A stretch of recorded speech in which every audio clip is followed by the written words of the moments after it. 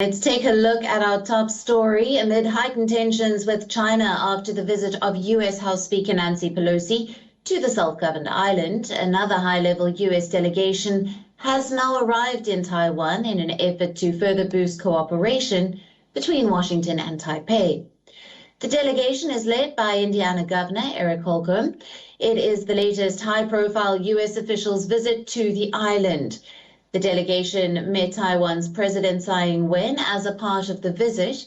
Now, during the meet, President Tsai Ing-wen directly referenced Beijing's drills and called for all like-minded nations to support Taiwan. She further added that Taiwan and U.S. are key security allies in the Indo-Pacific and that democratic allies must stand together. 台湾也面临中国在台湾海的周边的军事威胁。此时此刻，我们民主阵线的盟友更要团结起来，加强各个领域的合作。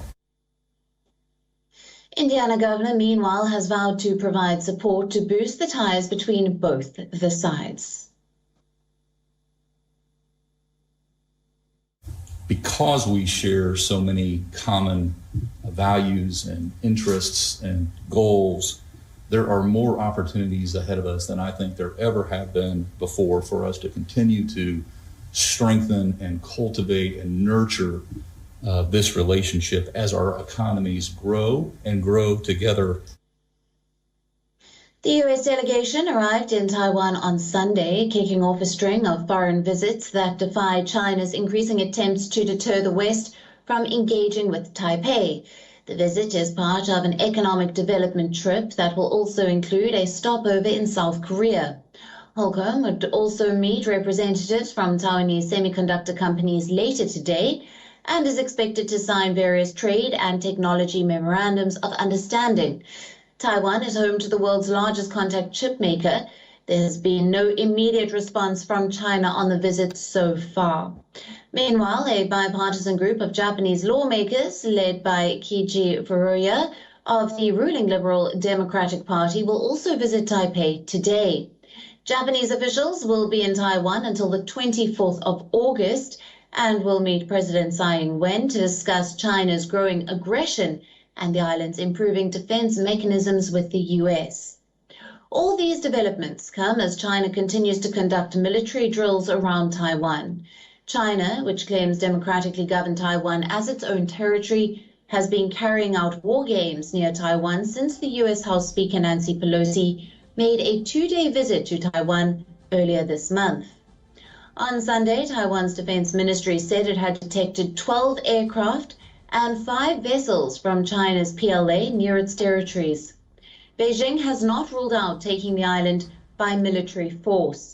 China has vowed zero tolerance for what it calls separatist activities in Taiwan and reaffirmed that it can go to any extent to take control of the region.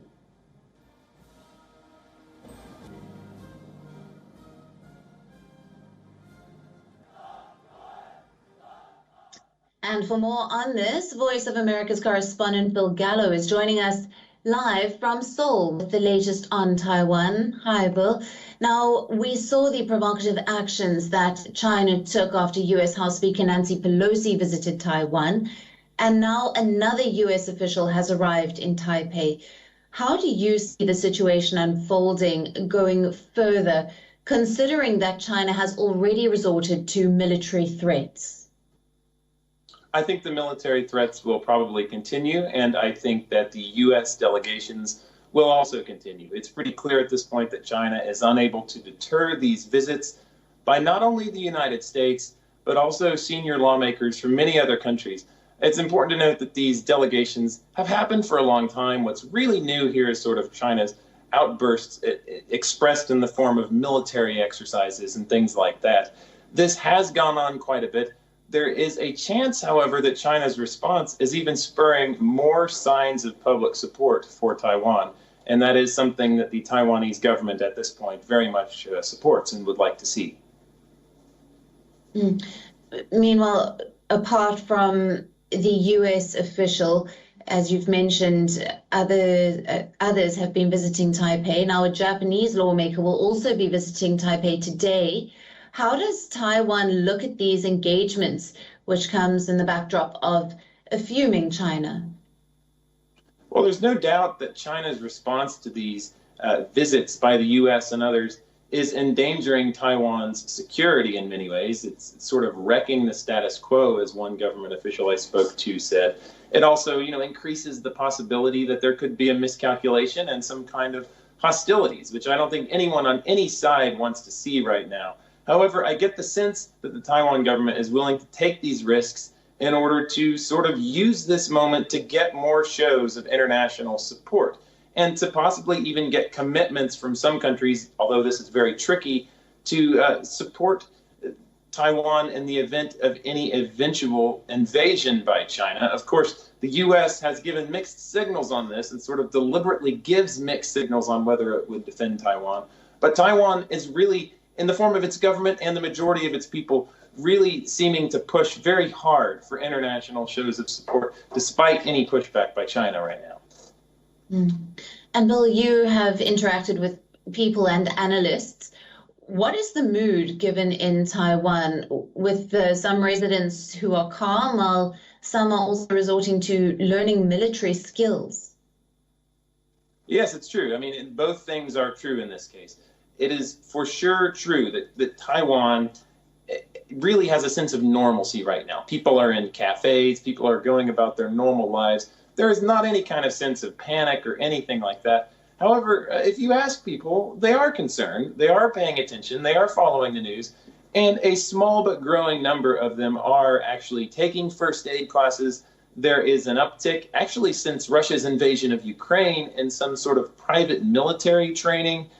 This is something that's on the minds of the Taiwanese people, even if they are not necessarily showing it in terms of, leaving the country in great numbers or things like that. They're definitely paying attention to what's going on. Absolutely. Bill, thank you very much for being with us on this broadcast and bringing us all the latest. WION, now available in your country. Download the app now. Get all the news on the move.